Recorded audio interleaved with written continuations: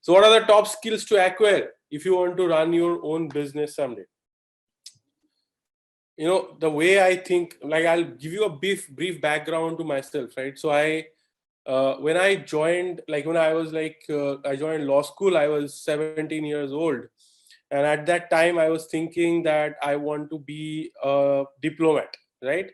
And a big problem that was in my mind, I realized, like, I could never imagine myself doing business, because growing up in a Bengali middle class, mostly seeing people around who are in jobs, government jobs, and the mindset all around me was that a business is risky, a business is bad. You do business, if you aren't able to get jobs, what to do? You start a business, and it's horrible. Like, there is no income surety, and there was nothing good about business that anybody ever said.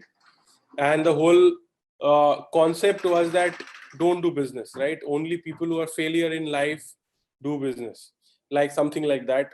Whereas in reality, doing business means, in my mind today, like having known what I know, is that this is the way to financial freedom, to have more control over your time, your future, your destiny.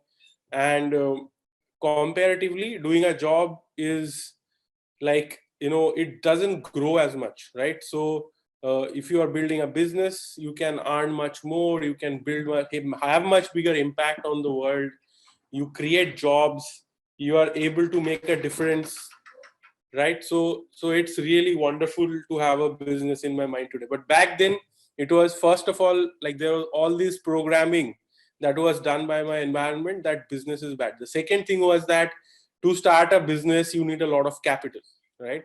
So I was always hearing this from people that oh, starting a business means you need a lot of capital. So much so that when I first saw another person start a business while we were in law school, I was at NUJS, and one senior, Ashish Arun, he started a business, and it looked like, wow, how is this possible? How can he start a business, right? So like, so I actually went and asked him that, how much capital did it require for you to start the business? And he said, nothing, zero, no money. Like, he showed me like this, and it was like mind open, like, altering for me, that you can start a business without capital.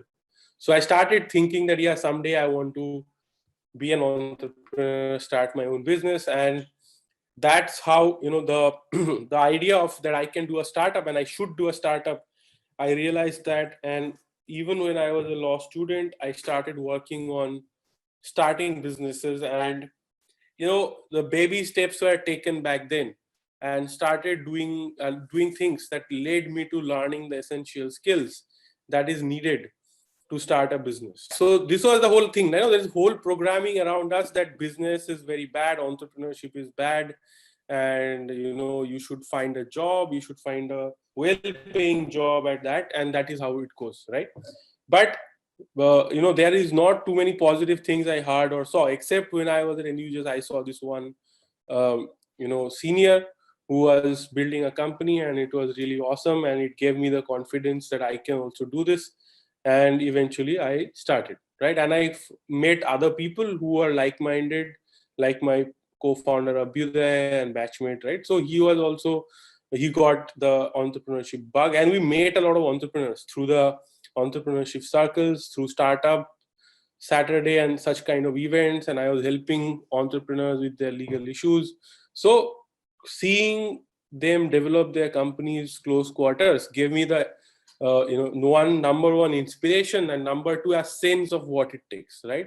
So after that, of course, by starting to do things, we learned. So one thing I believe, that if you really want to build a business, right, it is not about some trick, or it's not about some, you have to be like there are ideas that people have. I have seen, like, young people especially, that you have to be some kind of smoother who's like going and networking with a lot of people, and like sweet talker and things like that, right? But in reality, the best founders I have met, they're like knowledge and skill acquisition machines. They can learn new skills and new knowledge. They're absorbing new knowledge all the time. They're constantly on the lookout for new skills, and they are like machines, like they're all the time absorbing new knowledge, information, and it's very powerful habit and trait to develop. Okay. So that is one thing. Like if somebody wants to be you are a knowledge and skill acquisition machine, it's a huge advantage. It's going to have a big difference on your fortune as an entrepreneur or a businessman. Like for example, you will be coming up with business ideas that other people cannot think of, or you'll have ideas and knowledge or skills that would really help you to succeed. Pranav Sethi is asking, can Coursera courses be helpful in gaining business skills, or would it be more of bookish? See, anything can help. Even reading a book can help. There's nothing wrong with bookish knowledge, but it is not complete. It is important to understand that something you're learning is giving you a perspective, is giving you some information, giving you some skills perhaps. But in the end, nothing is final, right? That's why it is important to be like a knowledge and skill acquisition machine. There is no end to it. You keep doing it, keep doing it, keep doing it. It's like you're passionate about getting more and more knowledge and more skills. And because you never know what is going to be useful, it is just a way of thinking, way of life. And it gives you a huge advantage as a founder of a business, right? Because honestly, when you're a businessman, maybe you know one thing, and that one thing may be a huge differentiator for your products or services. For example, Steve Jobs had given a very interesting example. He said that when he was in college, he was learning calligraphy, and he never knew this knowledge of calligraphy will one day be very crucial for the success of the Macintosh computer, because there were better fonts. Macintosh computers had better fonts because Steve Jobs had great knowledge of calligraphy, which he used to come up with much better kind of fonts, right? So you never know what knowledge, what skills will be useful where. But if you're a knowledge aficionado, if you are somebody who loves learning new skills, as a matter of learning, without even any particular goal and agenda, that will be fantastic.